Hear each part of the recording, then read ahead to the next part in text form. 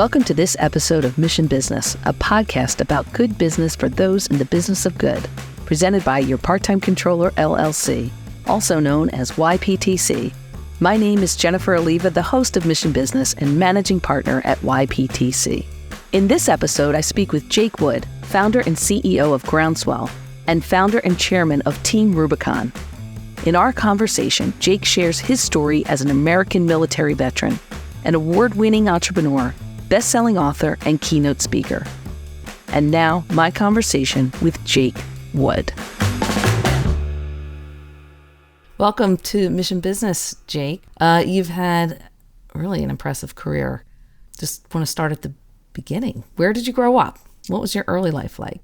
Grew up in the Midwest mostly. Went to high school in Iowa. Pretty normal upbringing. Great family, great parents. Went to great public schools, all of that stuff. Played a lot of sports. Started getting involved in the community early. I was, kind of involved in student government and helping with kind of school-wide student hunger drives and things like that. But nothing out of the ordinary growing up.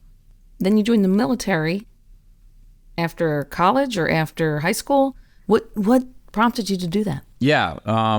After high school, I went to the University of Wisconsin and played football there for 4 years, which was a pretty unremarkable career because I wasn't very good at football, but it was a great experience. After that, I was graduating my senior year and trying to evaluate what was going to be next in my life. It was 2005. So a couple of years removed from 9/11, and, the country was still engaged in conflict in both Afghanistan and Iraq. For me, it was, I looked at an opportunity to serve my country, and I felt like the cost of the war had been borne by all of my colleagues who were less fortunate than I was to have been on a football scholarship at the University of Wisconsin. So decided to enlisted into the Marine Corps, chose the infantry, and began my time as a Marine. I've spoken to many folks on this very show that have served in the military, and I'm always curious how your time in the military prepares you to be a leader in the nonprofit sector and or the private sector now. Yeah. Well, it was foundational to who I am as a leader and as an entrepreneur, particularly in the Marine Corps. When you think about what the lessons were that translate into the nonprofit sector, particularly for Marines, it's the ability to do more with less. Talk about a branch of service that gets all the hand-me-downs from the Army and doesn't have the big blockbuster budgets of the Air Force or the Navy. And yet, you get the hardest missions and you have no choice but to execute and succeed. And in many ways, it's like running a nonprofit. You got to scrape together that budget every year and find a way to deliver impact, often with fewer resources than you'd like. Beyond that, there were so many lessons. I often tell people I learned how to be an entrepreneur while running operations in places like Iraq and Afghanistan, particularly my time in Afghanistan when I was with the sniper unit. Really dangerous missions, but just so much complexity and ambiguity and uncertainty, like all those elements that are really common within any sort of entrepreneurial endeavor. And the stakes are really high.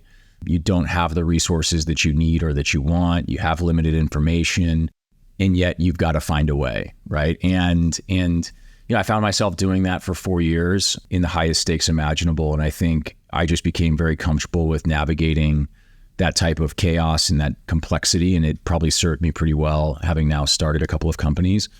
So I definitely credit my time in the Marines with a lot of what I've been able to do since then. It's fantastic. So I guess after you left the Marines, was that when you founded Team Rubicon? Yeah. So I got out of the Marine Corps after 4 years, and it was late 2009. And so we were still kind of in the depths of a recession post-financial crisis. Not a great time to transition out of the military. And so my plan initially was to go get my MBA.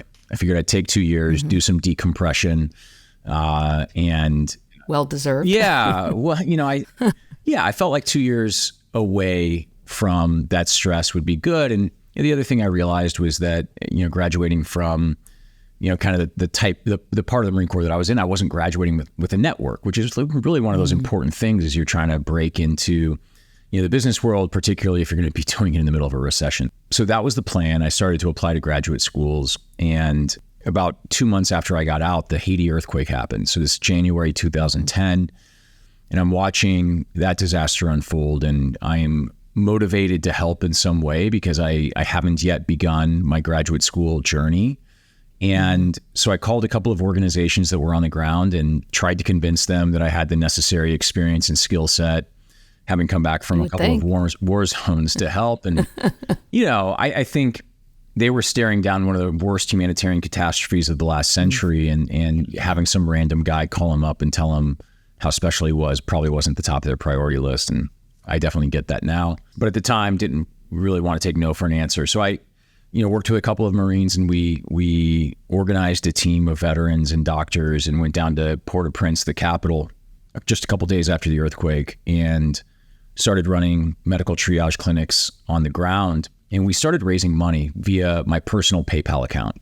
And this thing just snowballed and kind of went viral before going viral was a thing. And, we raised nearly $200,000 into my personal PayPal account.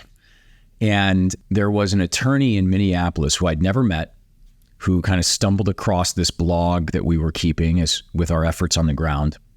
Mm-hmm. And this attorney was a former Marine.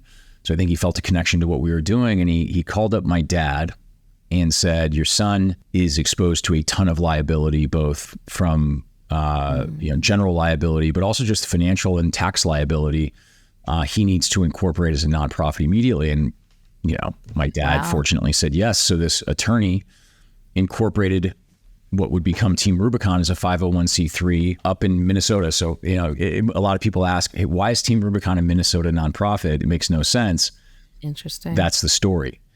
And so, we really launched this thing by accident, best accident that ever happened to me. And now 13 years later, it's got 150,000 registered volunteers and operates disaster and humanitarian missions globally and domestically.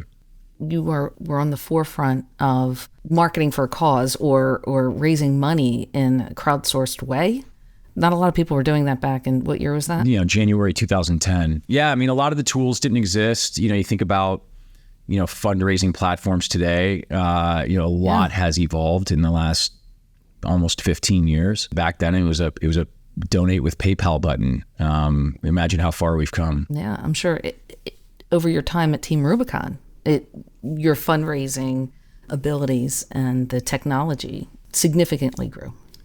Yeah, absolutely. I mean, that first year, I think the organization did about $250,000 in donations, and 80% of that happened in the first 2 weeks of inception.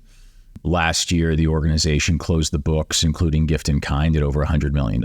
So, what is that? 400x growth in 13 years. So you were kind of thrown in were you the executive director immediately at Team Rubicon? And you were kind of thrown into this role by accident. So how did you take it from there when you got back from Haiti and set all of this up? Yeah. I mean, we incorporated with me as the president of the nonprofit, and I didn't even know what a 501c3 was when I was informed that I was the president of a 501c3. That didn't even mean anything to me. So there was a lot of learning that had to happen. And, I think, we were, like most nonprofit founders, we were passionate about the cause that we were building. And when you have that passion, you're willing to endure a lot. And we did. Our success was never preordained. I can guarantee you that. Mm-hmm. I mean, we almost went out of business several times for the first couple of years. And only, probably in the last 5 years have really felt like the organization was on firm year-over-year financial footing. But I had to learn everything about running a nonprofit, being executive director. What does fundraising look like? How do you apply for grants? How do you report back on grants? What is a restricted fund? I had no idea. Compliance, audits, all of Accounting. That stuff. Yeah. I mean, listen, I had an undergraduate degree in business. Guess how much that means? It means literally nothing. So, I had to approach it with a lot of humility, knowing that I didn't have the answers, had to seek advice from people that knew better, and just show up to work every day, willing to grind and willing to learn. What do you think some of your biggest successes were at Team Rubicon? I think if I look back on some of the things I think we did right, and of course people could argue otherwise, but we really invested early in storytelling. We didn't hire our first professional fundraiser until 5 years into the organization. which was probably a strategic mistake. I'm not going to go out there and tell everybody that, oh, that was a really smart move. I think we probably should have made that hire 2 or 3 years earlier. But what we invested in was storytelling. How do we first do good work on the ground? Like, storytelling doesn't matter if you're not doing good work, although some people, of course, try. But first do good work and then tell really compelling, emotional stories that move people to action. And our philosophy was, if we are doing good work and we are telling a good story, we're going to get volunteers, we're going to find donors. And eventually what happened was those things happened, right? People supported us both because of the good work we were doing and the way that we were communicating it so transparently. But we also, I think, kind of stumbled into this brand, right? We built a brand. We didn't just have a communication strategy. We built an identity, a brand that had brand values, that conveyed certain things, that was intentional in every way. And what resulted then was we had a brand that companies wanted to partner with. Most nonprofits really struggle to get big corporations and brands on board. Whereas for us, I'd say 50 or 60% of our revenue still to this day is coming from corporate sponsors, and not just corporate foundations, but, cause marketing budgets and things like that. And it was because we were very deliberate about creating a brand that they wanted to align with. The most recent example, just last month, Ford Motor Company announced, I think, a $6 million grant, but I think on top of it, nearly 30 vehicles out of their new electric truck line, because they want to tell the story of those vehicles going into these disaster zones and supporting the really hard work that our volunteers do. And we had a brand that, one of the most iconic corporate storytellers in America wanted to partner up with. What are some of the most memorable moments or missions that you've been part of at Team Rubicon, or your team has been part of? Honestly, there's just so many, it's hard to even count. The organization's responded to over 1,000 crises in the last decade. So, and it ranges from the major stuff, the Hurricane Harvey, the Hurricane Maria, the recent earthquake in Turkey, the Ukraine war, to the small stuff. It's these small disasters in rural America that nobody ever hears of, but that are completely overwhelming to the local community. And I've been in, probably close to 100 disaster zones, again, ranging from the big stuff to the really small stuff that nobody would ever hear of. But, I think back to some of the seminal moments for the organization, and they were the moments that either could have broken us, but ultimately ended up making us, and they were moments where we had to bet on ourselves. When COVID-19 hit, nearly every company went through a similar vein. We didn't have a playbook for how to respond to an infectious disease outbreak on U.S. soil. We had medical teams that had responded internationally to infectious disease outbreaks, but what we were facing was unprecedented, obviously. And I remember, as the U.S. shut down, I looked at, I got my executive team together, said to my CFO, I want 3 scenarios: bad, ugly, and we're out of business. And I looked at my chief programs officer and I said, I want you to launch the most aggressive operation. And I don't even know what it looks like. I don't even know what we're going to do, David, but I want you to be as aggressive as we've ever been, because this is the moment that matters for the organization. If we don't rise to the occasion here for these communities, what do we even exist for? And oh, by the way, I don't care what the CFO comes back with. That's how we're going to approach this. I felt the same way with our firm too. It's like, well, of course, all of our clients, nonprofits, we were concerned about their viability through COVID and their ability to survive. But I think, like they had to hit the ground running. They had a lot, depending on what type of organization they were, they had a lot of work to do. And it was more important than ever. Yeah. In the military, you call it going Winchester. It's kind of a smoke 'em if you got 'em approach. That was the attitude we took. We're going to expend every resource we have to help communities in this hour of need. And if we don't survive it, it will have been, done in good faith. What were some of the key challenges during COVID that you had? Well, there were There were plenty. I mean, we immediately knew that food bank volunteers were going to evaporate because they tend to be older. We never have worked in food banks in our life, but we took our volunteers and pushed them into partnership with Feeding America and basically backfilled a lot of their operations and logistics. We partnered with major metropolitan areas like New York City and Chicago and managed logistics for their like PPE distribution and things like that. We took over medical services for Navajo Nation and ran medical services in Navajo Nation for 6 straight months, treated 10,000 patients. We ran mobile testing sites in partnership with a couple of healthcare companies. And then, probably the biggest challenge was Mother Nature didn't give a damn, right? So that fall, there was a massive hurricane season. We had to figure out how to meet that need in a COVID compliant manner. And one of the challenges that we faced, obviously, how do you deploy volunteers that are going to be communally living in a disaster zone and keep them protected against COVID pre-vaccine? One of the major challenges that posed is that a lot of our volunteers are actually retired. They're former military, they're retired, and as a result, they can deploy very frequently. And we had to restrict their deployability because they were most at risk. And that created a storm internally. I mean, it was one of the hardest decisions I had to make and stick by because... Meaning like the volunteers were up in arms, meaning they wanted to get out there. Yeah. And you were restricting it. Yeah, of course. They wanted... Had to, for their safety. And a lot of them understood. A lot of them didn't. A lot of them thought it should be personal choice. And I had to do not just what was best for the organization, but what I thought was best for them, because ultimately their safety is my responsibility. And so, yes, I believe in personal choice, but, as a leader, I have an obligation to them. And sometimes that means making really unpopular decisions. Yeah. So making unpopular decisions, that's one essential component of being a great leader. Sometimes, what are some others? What are some other skills and qualities that you think are essential for leadership, especially in crisis situations? I think one of the most important things leaders can do in crisis is be transparent and be vulnerable. I really had no choice but to be humble and vulnerable early as a CEO because I didn't know what I was doing. And if I had tried to fake it, people would have immediately seen right through that. I think I know what I'm doing now, generally speaking, but I still encounter situations all the time that I don't have a plan for, and then I don't know how they're going to resolve.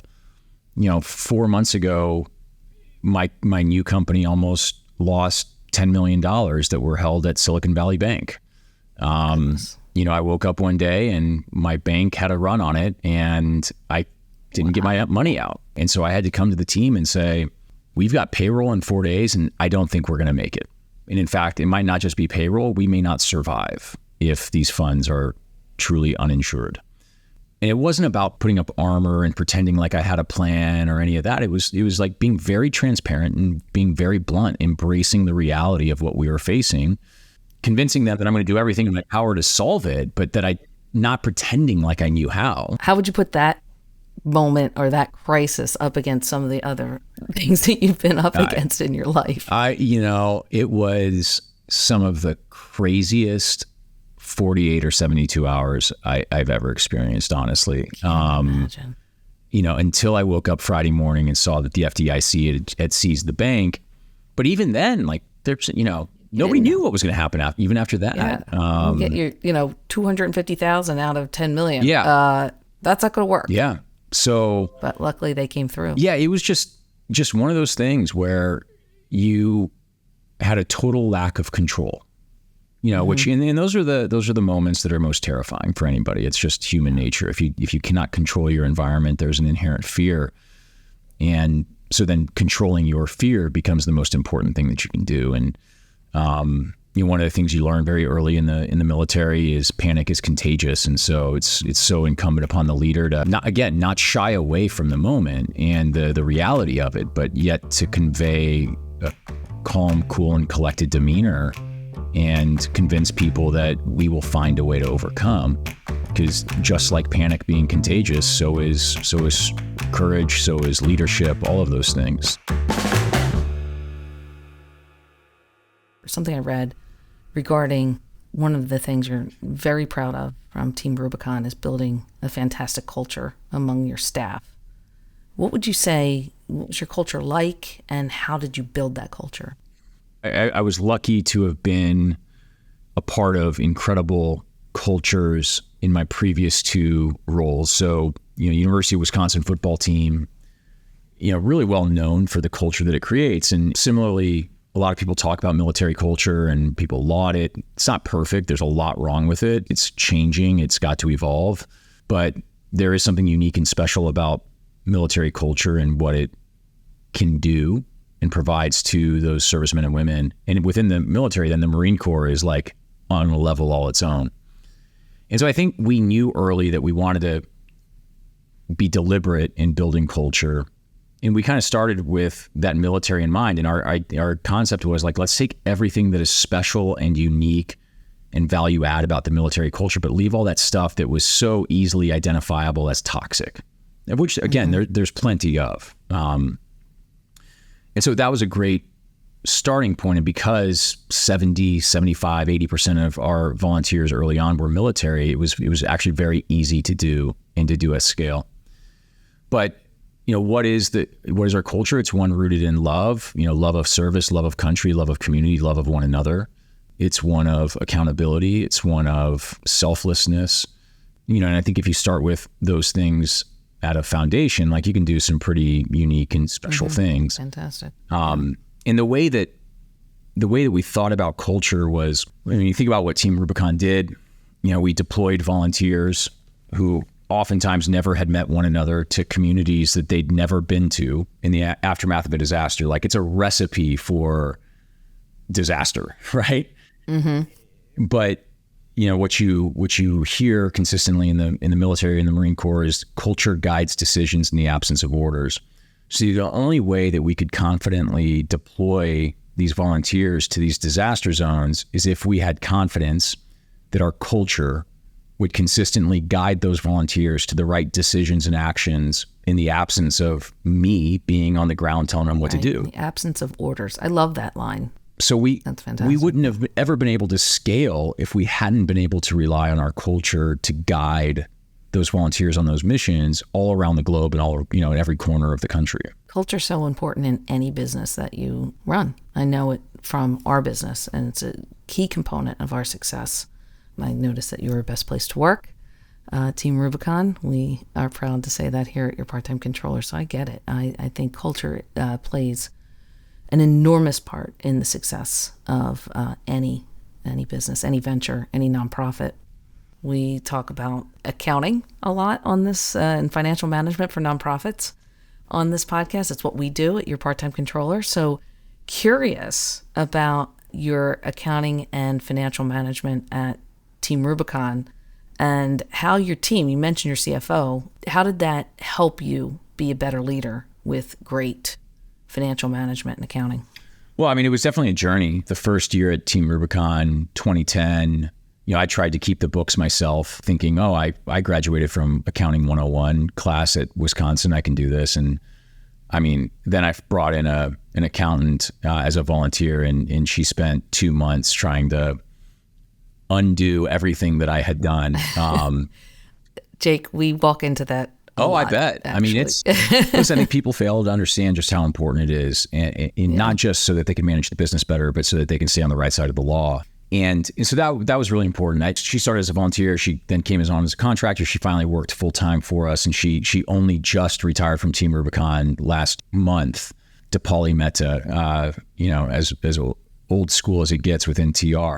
But even with her on board, I was still doing all the FP&A work and all the budgeting and planning. And I felt like I was sufficient at that. But there was a point in time where I just knew that it was beyond my capability and beyond this. I had all these other responsibilities that mounted.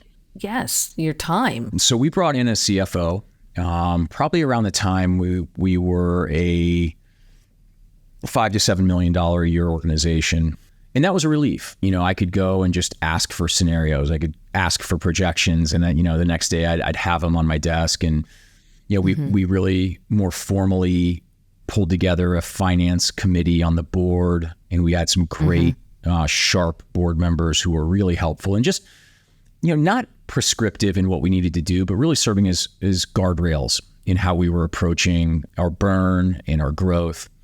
it was critical to get right. And, but even, bringing that CFO on board, we definitely over the last decade continued to underinvest in finance and accounting. And we saw that creep up about 18 months ago where AP, AR, all that stuff was just completely overwhelmed, led to burnout. We had people transition out. We had to, really rebuild that team and actually just commit to not just replacing the people that burned out and left, but adding net new resources, because it's a really easy part of the business, in particular in the nonprofit space, to underinvest in, because everybody's worried about their admin and overhead costs. And that's really frustrating, because ultimately it long term it yields poor results. And the investment in it yields excellent results.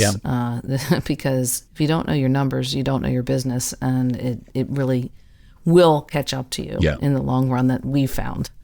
100% wish we would have had a resource like YPTC when we were, scaling from $500,000 to $5 million. It would have been a much better solution than what we had. So after a few years, I guess, how many years were you at Team Rubicon? I was CEO for 11 and a half years. Wow. So at some point you're like, okay, I'm going to move on or retire from this, start a new venture. So did you have some runway into looking for your successor? How did that all work? Yeah. I mean, we started thinking about succession planning, probably after 4 or 5 years. And, I'm a big believer that every organization has to evolve. And part of that is the leaders who lead them. And it was never my goal to run Team Rubicon for the rest of my life. I don't think that would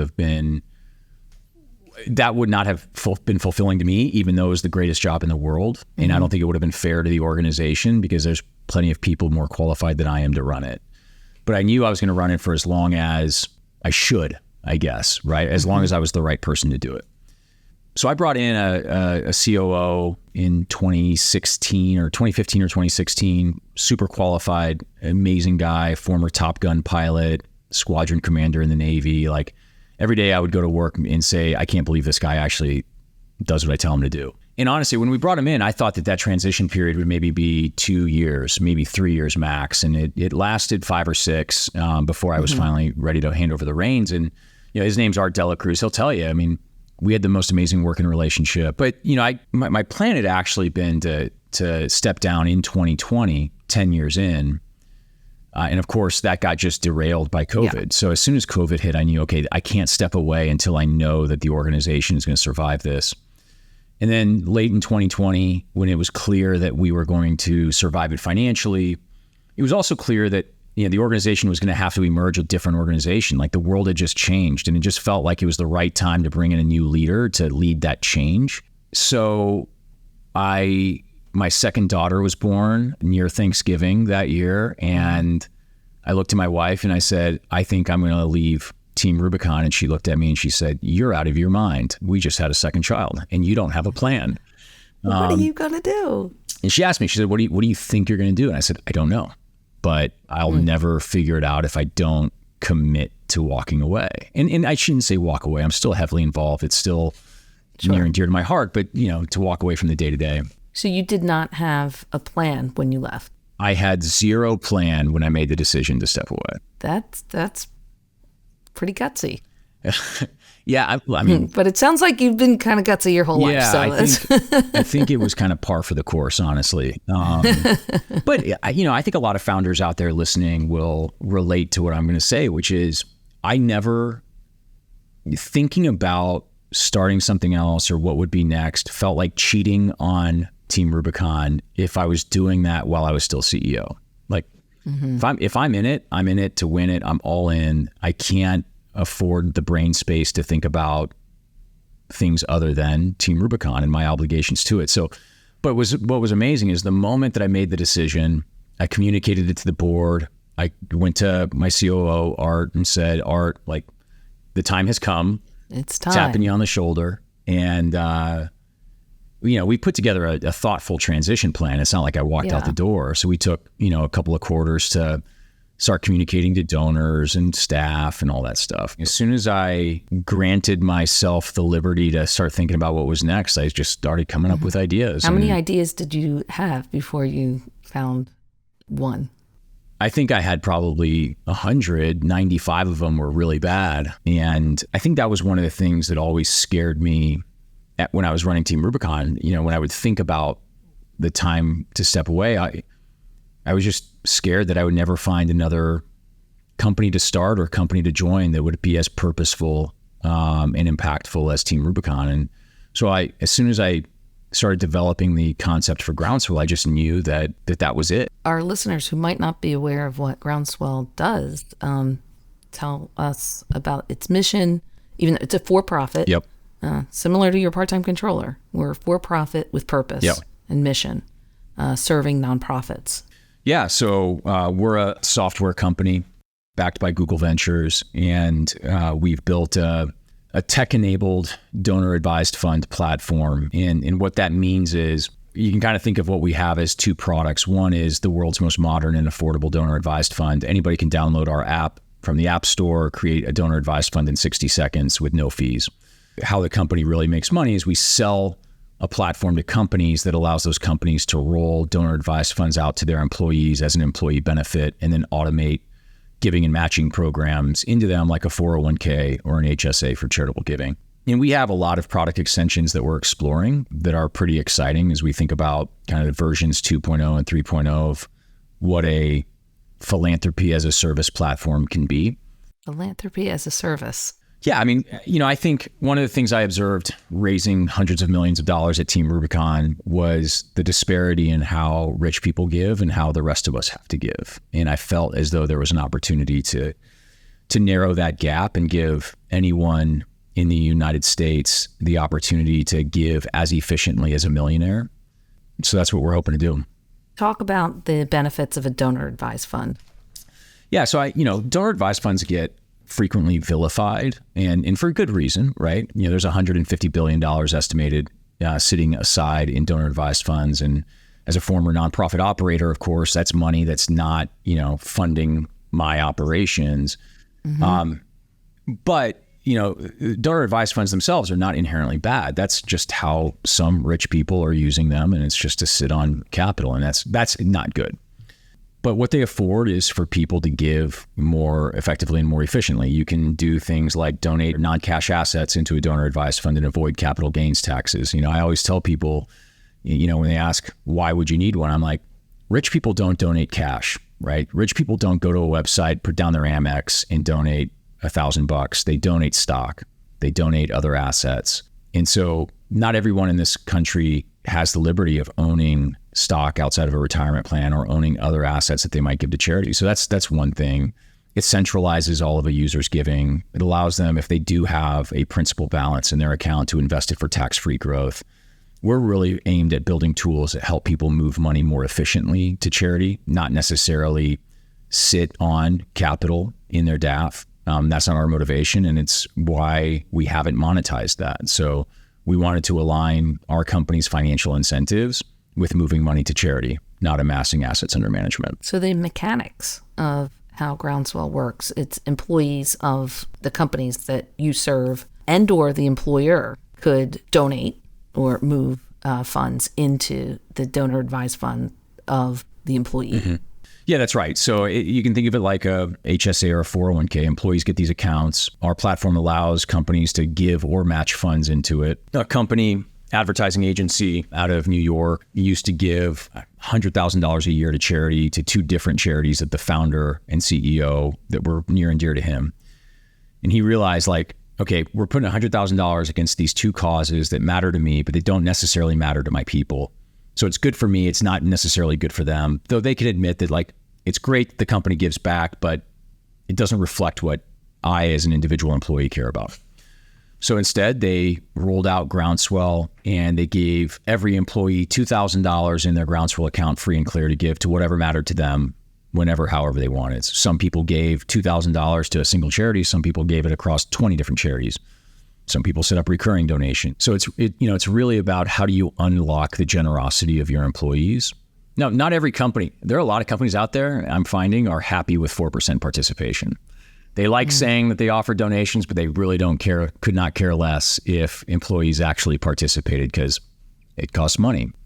How do you connect, or if you do, I'm not sure you do, nonprofits to your potential donors? Yeah, so right now we have all IRS registered charities in our database. So nonprofits don't have to do anything in order to, be on the platform and receive money. And one of the things about folks that are new to the philanthropy is it's intimidating, right? There's literally over 1 million nonprofits in the US. How do you sift through those and find ones that matter to you? And I think as we look at the advent of artificial intelligence and machine learning, there are going to be some really interesting applications in that discovery process for individual users. Do you think you'll be on the forefront of that? And we intend to be on the forefront of everything. That was my conversation with Jake Wood, American military veteran, founder, CEO, chairman, best-selling author, and keynote speaker. Thank you for joining me for this episode of the Mission Business Podcast. We look forward to bringing you more stories of innovation and perseverance from nonprofits around the world. I want to thank the team at PWP Video for their guidance and assistance in the development and production of this podcast. They are a great partner for Media with a Mission, and you can find them at pwpvideo.com.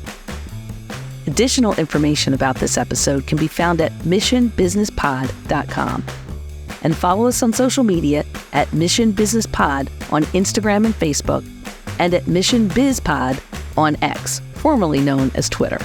I want to thank our guest, Jake Wood, American military veteran, founder, CEO, chairman, best-selling author, and keynote speaker.